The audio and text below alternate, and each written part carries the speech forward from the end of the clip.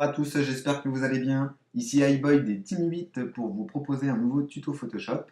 Donc aujourd'hui, nous allons apprendre à créer un effet vintage sur vos photos, semblable aux effets préinstallés sur l'application Instagram pour ceux qui connaissent. Donc c'est un tuto relativement simple dans l'ensemble, qui ne demande pas de connaissances particulières, que vous soyez débutant, intermédiaire ou expert. Normalement, en 5 minutes, c'est réglé. Si vous avez des questions, il ne faudra pas hésiter à nous les poser, soit sur la chaîne YouTube, soit sur les www.team8.fr, rubrique tuto. Alors je vous propose de commencer ce tutoriel en ouvrant Photoshop et en ouvrant une image. Moi, elle est déjà ouverte. Avant toute chose, on va dupliquer l'arrière-plan. Donc pour dupliquer un arrière-plan ou un calque, c'est très simple. On clique dessus et on le fait glisser à côté de la corbeille sur la petite fenêtre blanche. Pourquoi? Parce que moi je conseille vraiment de dupliquer un arrière-plan. Si on applique un effet par erreur, qu'on ne peut pas revenir avec la pomme Z ou avec le CTRL Z, c'est toujours rassurant de sauvegarder son arrière-plan. Donc pour commencer, on va lui appliquer un premier effet. Donc on va cliquer sur Calque, nouveau calque de réglage, et on va jouer sur les teintes saturation. On valide. Et on va commencer par changer la teinte ici.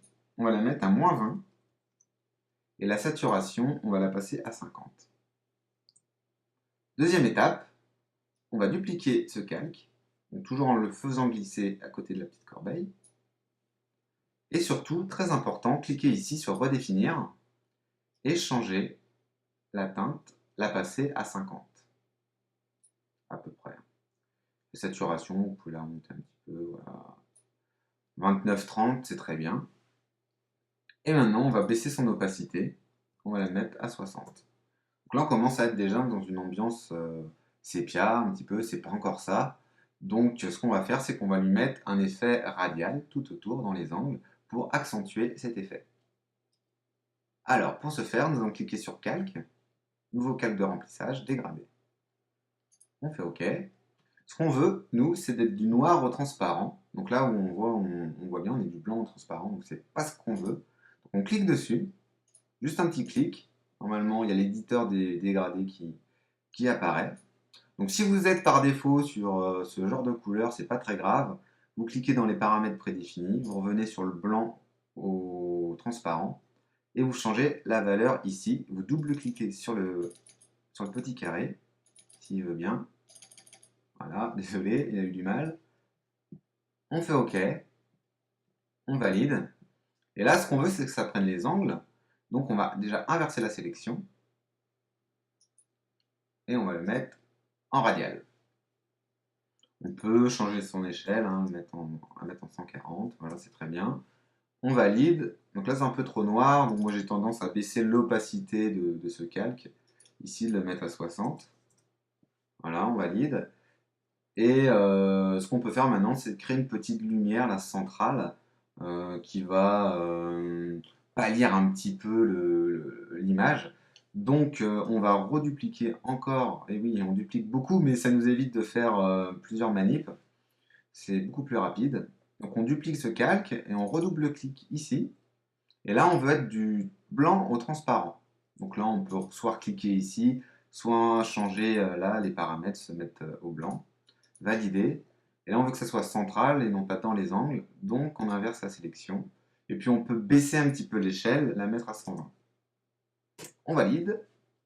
Et là, ce qu'on va faire, c'est très important, on va jouer sur les courbes. Donc, c'est ça qui va nous permettre de donner réellement un effet vintage à vos photos.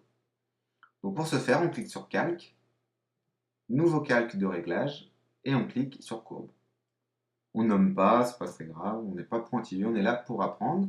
Donc, vous voyez que un onglet réglage vient d'apparaître, avec ici, où c'est marqué RVB, les 3 couches. Donc on va commencer par modifier la couche du rouge.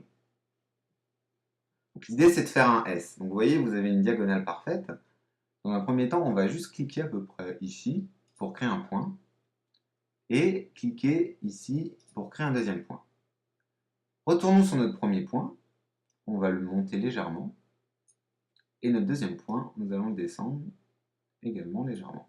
Vous voyez, l'idée c'est de faire à peu près un S. C'est pas vraiment ça là, c'est pas très grave. Voilà. Donc maintenant, nous allons jouer sur les verts en faisant exactement la même manip que sur le rouge.